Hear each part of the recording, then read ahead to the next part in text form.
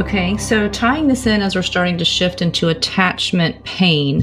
All right, so let's say in a situation we're a neurodiverse couple and we don't find this out for 10 or 20 years into the marriage, but let's just say a key issue is reliability and dependability. Like, just do the things you say you're going to do, show up, be on time. And my verbal logic explainer for 20 years has said, Dan's just doing that to tick me off, or if he doesn't care, he just whatever. But then we find out, oh, it's ADHD or autism. So there is an executive function issue at play. Okay, but that means there's strategies or modifications. It's not just a want to willingness thing. It's like the right. So we go to a coach and the coach says, okay, here's a strategy for you and Dan to work on this. All right. So before it was ignorance, we didn't know what was happening. Now we know it's a thing. And now I've told Dan, like, that really hurts me when you're late all the time.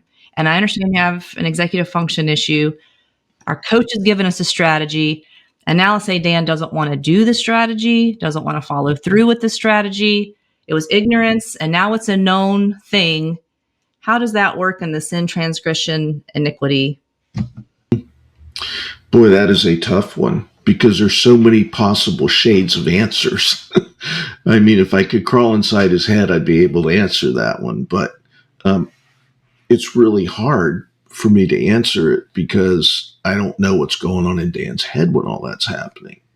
He doesn't. Dan said, I don't either.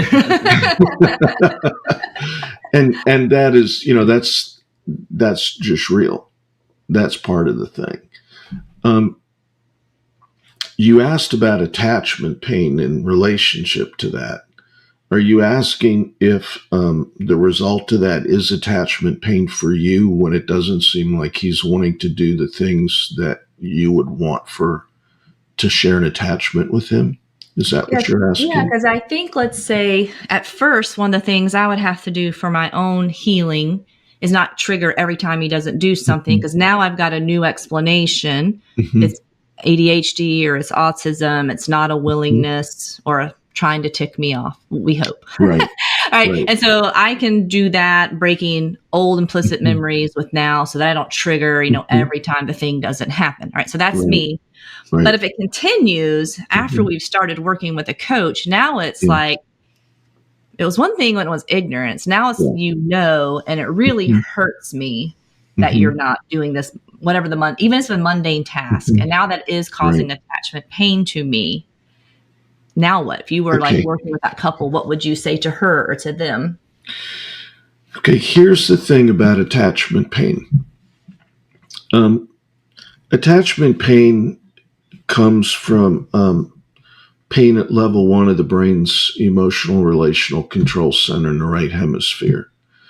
It's thalamus and the basal ganglia.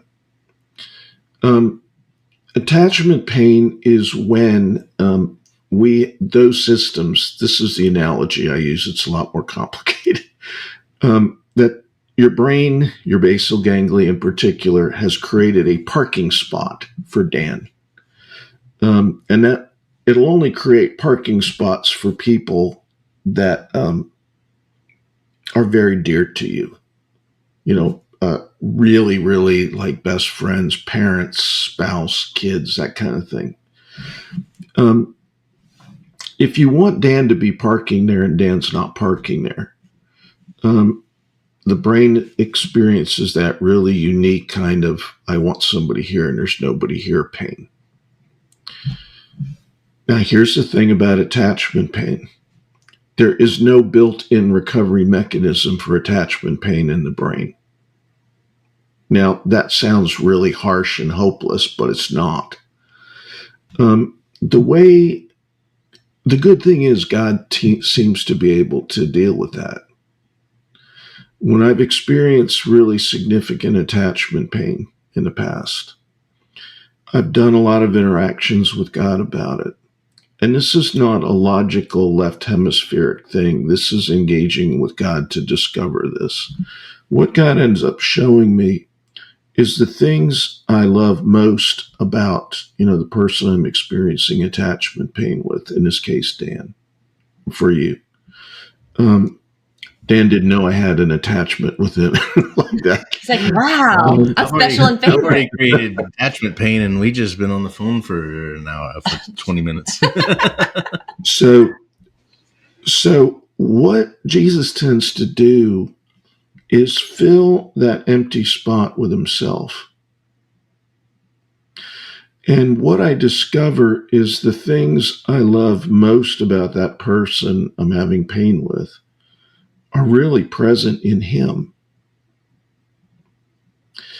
Now, it's not a logical thing. You can't make your brain go, your basal ganglia is way below conscious anyway, so you can't do mental gymnastics. Say, well, Jesus does this, so therefore he fills it. That doesn't work. But experiencing God's presence and interacting with him about the person you're in pain with. All I know is that he tends to fill those places with his own presence. So the things that I value most about that other person or need from that other person, I find in Jesus.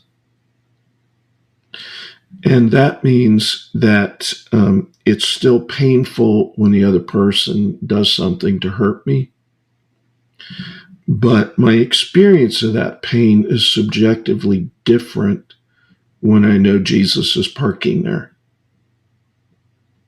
And meeting and filling the place in my life that that person either can't or no longer is.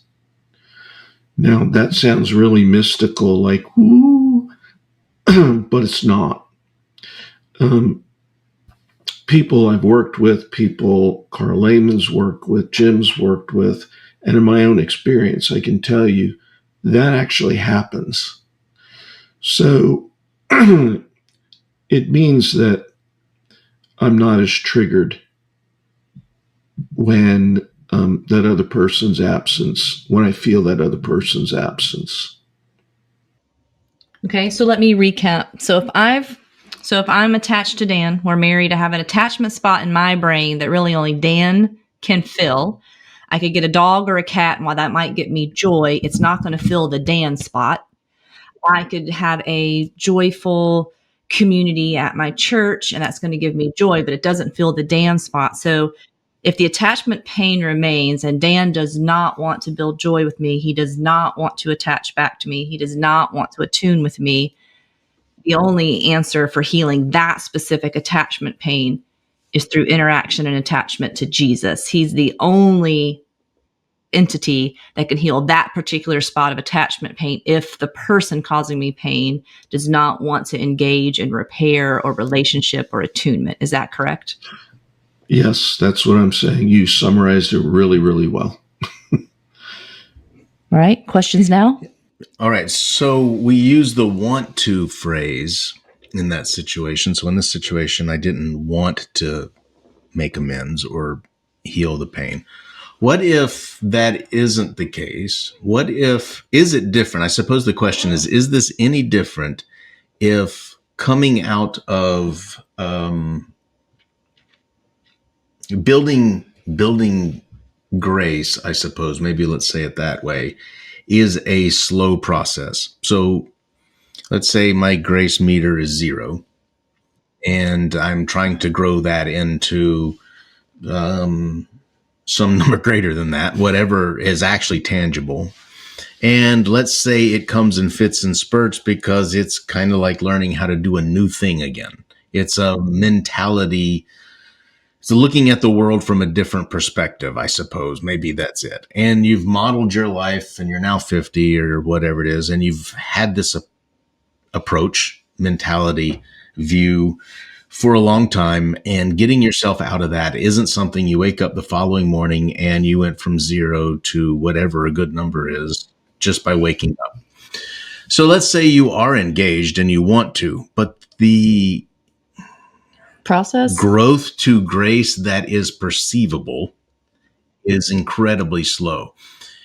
Does that change what we just talked about from an attachment pain? Because there is a want to, supposedly, but the get there is just so slow and perhaps inconsistent. Yes. The same thing is true because the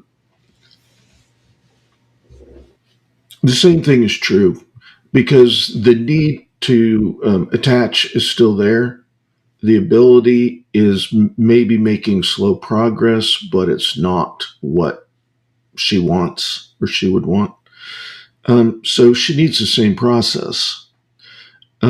While you are working the process of growing in grace and joy and attachment. Now, not to confuse this, but the Thrive Conference does a wonderful exercise helping people recognize when their partner wants to attach with them, which is a great thing. I mean, I highly recommend the Thrive Conference to everybody because couples wanting to grow an increasing level of joy and quiet in their marriages get basically 40 hours of intense practice in a very high joy environment. So one of the skills then is learning, well, what does my partner look like when they really want to attach? What are the signs that I want to attach or I don't want to attach? Or what are the signs that they're overwhelming me or I'm overwhelming them? All those things can be really, really helpful. And when you talk to Chris and Jen next week, it would be really fun to ask them to help you to look at relational circuits with an overlay of attachment lights. That's the complicated answer I said I won't get into because it's way complicated. But it makes a lot of sense.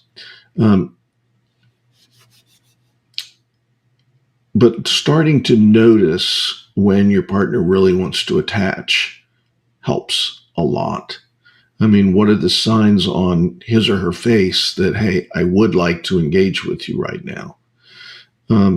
What are the signs that I would really like to attach with you right now or engage with you right now? Recognizing those things in each other is a skill you can learn. Okay, so as we kind of move into building our capacity of grace, but grace isn't supposed to just help us endure abuse more. So listeners, you have to go back and hear the Dr. Jim one, but we kind of talk about a common pattern, and this certainly doesn't mean every single couple, but in talking with Dr. Jim, he said that the autistic brain is an efficient brain. So it tends to start in simple enemy mode, not on purpose, but like I need to be very intentional to turn my relationship circuits on because it's kind of like an energy efficient house that the light only comes on when you walk into the room. That's kind of how the autistic brain needs. Like I'm not going to use my relationship circuits until I absolutely need to because I want to use it for focus or task. All right. So it's not an intentional thing. So there's things that person needs to do to attach to God and themselves and spouse. We talked about that. But so what can happen is if there's someone kind of prone to simple enemy mode, we've had this toxic pattern between us where maybe the first 5 years of marriage, I used to ask kind of nicely about the trash or, hey, babe, you forgot, you know what? I know you're busy, but I need you to do the trash. I'm going to probably eventually flip into, he calls it stupid enemy mode. I like to call it foolish enemy mode. So I go into foolish enemy mode because I'm getting triggered. Now, every time I see that trash overflowing, I'm like, I'm going to, and if he's already in simple enemy mode just because he hasn't turned the attachment on today, that's this pattern of enemy mode that gets in there too. And so now we're saying, okay, y'all, you're both prone to different types of enemy mode. And this has been going on. How do we have the grace to give space for change, but also not tolerate bad behavior, like, because boundaries are in order sometimes too. So can you talk about like, I want Dan to change his behavior. I've got to have grace for that time to change, but also it's not this free pass to take however long you want. And some things do have boundaries. Is that too complicated to try to jump into? No. Okay. No, I really hate that expression. We need to just have grace for me. Because in terms of the way I've defined grace, it's meaningless, right? If grace is special and favorite without having to earn it, saying we just need to give me grace, well, you already have it. It's like, I understand what people mean, but it's kind of a cop out. You just need to give me more grace. Or forgive me and move on. Like, just forgive me for that and move on. Mm-hmm. Like forgiveness and grace kind of go together. Just forgive me. Just give me grace. It'll be better tomorrow, you know? Okay. The cool thing about boundaries, because I was just working on a presentation for another conference when I was working on boundaries. And boundaries are important if you are functioning from a place where someone else is special and favorite. Special and favorite does not enable bad behavior, right? It just doesn't.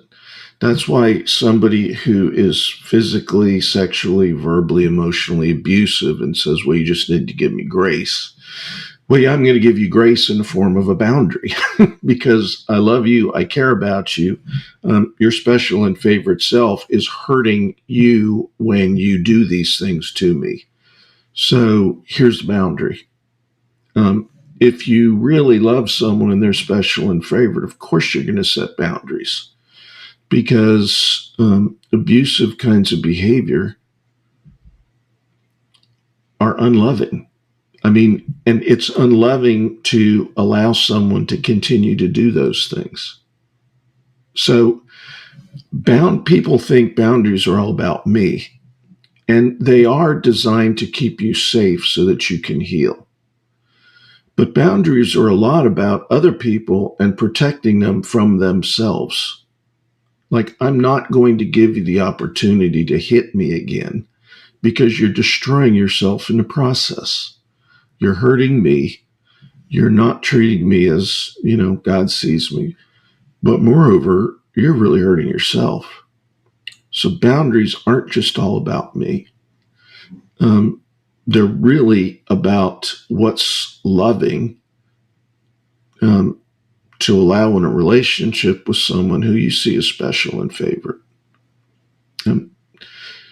Boundaries are also, we need a lot of help in setting boundaries, especially when we've been in situations where there's just cycles of endless mess.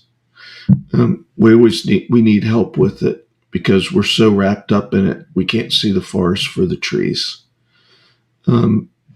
I tell people a lot, you need help setting appropriate boundaries. So it's good to get input on setting boundaries. Now, one of the things that, I'm sorry, I'm getting hoarse. And oh my gosh, I'm almost out of coffee. Oh no.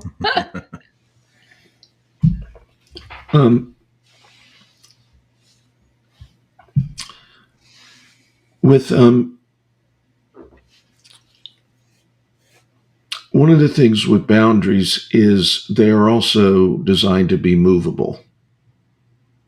So while a boundary may keep me safe initially so I can heal up, they're not forever. They're not a weapon. Well, that's my boundary, you dog. Don't you dare cross it. That weaponizes something that's designed to protect both people. So that's not cool. This borders into one of my favorite topics, which is codependency.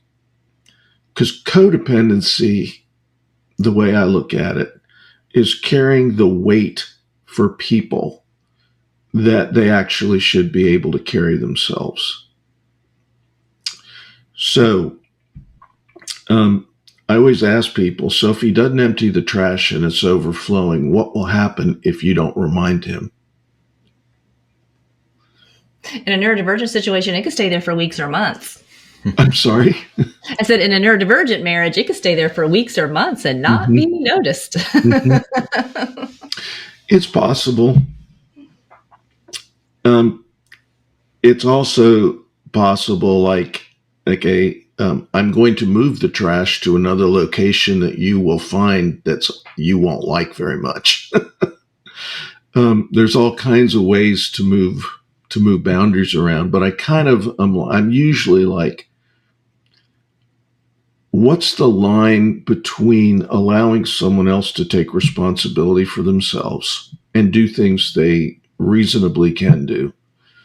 And what's the other side where we're asking them to do things they just are unable to do without a lot of help?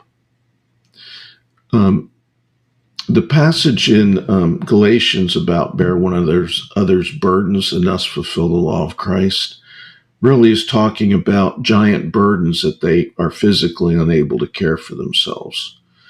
But later on, a couple verses later, it says each one should bear his own load. That's like your knapsack that you should be able to carry yourself. So part of boundaries is helping figure out, okay, what's the load he or she really is unable to do? And what's the knapsack? I'm going to expect you should carry your own knapsack, but I will help you with the load that's unable to happen. So I don't know if trash for you guys is the backpack or if it's the load he can't manage. I don't know. Boundaries are kind of designed to help set what's the border between those. And the other thing boundaries can also do is say, listen, you're special and favorite here. I'm trying to help you carry your knapsack. If you don't carry your knapsack, then we need to do this, and we need to do this, and we need to do this, and we need to do this. It's kind of the way I look at boundaries.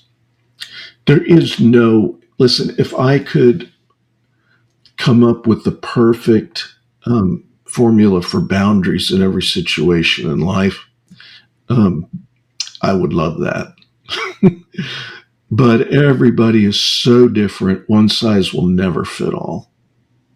All right, you got something now? You've been thinking over here. I feel you thinking. Not yet. Okay, well, we're running out of time. I use trash actually because trash is my chore, so I thought that would be something non-triggering for us both. I'm actually, trash is my lane of getting all of that done. And so, listeners, if you have purchased our book, Uniquely Us, in chapter 6, the author Barb Grant talks about what she calls the love sandwich of giving boundaries. And so a graceful way also to give boundaries, but also to hold accountable. Because I teach a lot of my ladies, over functioning is doing something that someone else could physically do. But that capacity can change sometimes in a neurodiverse situation. So let's say Dan's has certain chores that he's been doing 80% of the time, like all the time. And then he's traveled for 2 weeks or had a lot of interactions and his capacity is down. And then the chore doesn't get done. If I jump on that with 2 feet, the capacity that was there 3 weeks ago may not be there today. And so that's where I can gracefully say, okay, like Brene Brown would say, I got your back there. I see you're at capacity. I can get that. But remember, this is your chore. But I see you can't right now. So I'll happily do that. But that person hopefully would do the same for me. I'm down low capacity. I got deadlines in writing. And he's like, it looks like you're not going to get the trash done this week. I'll just get that for you. Okay, great.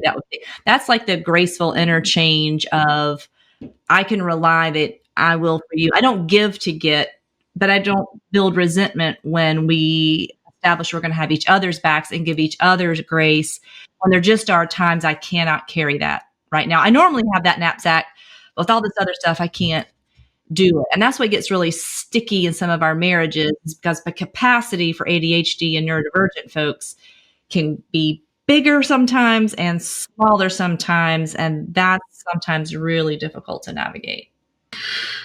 One of the things my wife and I do every week is go over kind of what we have happening this week.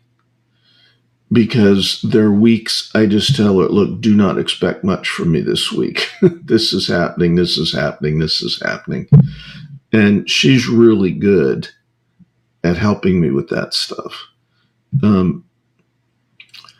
Where we get into trouble is where if we overcommit, both of us overcommit, and then bad things happen because neither one of us can pick up the load. We're both too loaded. it's it helps us. It helps us a lot. I've kind of had a series of weeks where things have been extremely busy. She's been very gracious in giving me space to, a lot of people do that and stay over chronically committed. And part of what we do is no, we can't do too many weeks of this in a row. We've got to have some breaks. Weekly readjusting calendars. Calendars was so stressful for us. I mean, it shouldn't seem like it is, but I was having a nerve block because I have a lot of back issues. And I just had one, and I was in the recovery room at the facility where I had it, and they had me hooked all up to these monitors. And Maritza walked in with her calendar book, said, "Look, you're just laying there. This would be a great time to do our calendar." And the nurse walked in a minute later, and she looked at my monitors and looked at me and looked at her, said, "What did you do to him?" Because everything. Yeah, we've gotten a lot better about it. That stuff used to be horrible. I still am not a big fan of calendar day. Oh, I love calendar day. It's very important for neurodiverse couples to have calendar day because the neurodivergent person sometimes thinks in a silo, my day, my week, my month, and I'll give you the little pebbles that are left over of the 4 hours that's left over for the whole month. So 2 things I heard is, one, there are times, and let's think like for CPAs or contractors, there are just seasons that are more difficult. But so we can't say 48 weeks out of the year, just don't expect anything from me because I'm busy. Like, that's not what you're saying. But having a plan and setting expectations, knowing your calendars, and building balance, it talks about 2 things, knowing the weight that you can bear and building capacity. Sometimes you've got to lower the weight and increase the margins and increase our capacity during the times, to still remain my relational self. Even if I am carrying a big load, that doesn't give me the right to hurt someone. Yeah, and the load is a direct function of capacity. Because if I organize my life around the load instead of growing capacity, then I am in deep trouble. Because I just won't have the capacity to handle it. Life will become about handling the load, and I will become a non-relational person that will eventually feel miserable, and no one would want to be around. I mean, it's part of why growing capacity is such a huge issue. All right. So since you're processing and we need to end. So I've already. You now have a question? Yeah. Oh, my goodness. All right. We're in the last 10 minutes of the show. Dan has formulated a question. All right. So I'm going to recap the words we've talked about, and then I have a question. So I want to mention we've had grace, joy. We talked about iniquity, transgression, and sin. We've talked about attachment issues. We've talked about boundaries, specifically on setting the separation between capability, something I can't do, a burden, a weight, and then my knapsack, the things that are commonly just part of what you do, what the activities that you're regularly doing. Given the context of where all of that lives in our neurodiverse situation, what is the on-ramp to solving this? Because it seems like a great big ball of twine and you can't find the end. So, if you're looking for what is the first step, if the 2 of us showed up in your office and asked that question, what is the first step? What is the on-ramp to resolution? Probably there's a couple things I would suggest, all having to do with building capacity, because it's really hard to untangle without capacity. I would have you start practicing quiet together. Quiet together means you are just quiet, but you are in each other's presence. Quiet together builds trust. If you can't quiet with someone, chances are you won't trust them. So being able to sit for whatever period of time you can start with, just quiet in each other's presence, while you're really working on breathing and slowing and calming your nervous system, is where it's one of the things I'd start with as a couple and then individually working on quieting. Another thing I would have you do is start practicing telling stories to each other. Joy stories. Like, what are times that you experienced personally where you were glad to be with someone or someone was really glad to be with you? And there's a specific order that you tell those in, like the what happened, but then what emotions you felt. What are the emotion words? What are the body words? What did your body feel like? And then what did you do when you felt that joy? And you take turns telling each other those stories. And there's some guidelines, like you make appropriate eye contact. You try to use authentic emotion in your face and in your voice. You want the story to be about you, so you keep it in first person, like this happened and I felt this, and rather than, when that kind of thing happens, you kind of feel this way. It's personal. I would also start having you tell face of grace stories to each other. Face of grace stories are something I develop in the book, but it's telling each other stories of times that you felt special and favorite when you didn't do anything to earn it. And you follow the same pattern: what happened, emotions, body, and then what did you do? Part of the reason the stories are so important is if you tell them the way I'm suggesting, it helps build joy between the two of you. It helps you learn what brings each other joy. And there's something that happens when people tell face of grace stories that increases the level of special and favorite.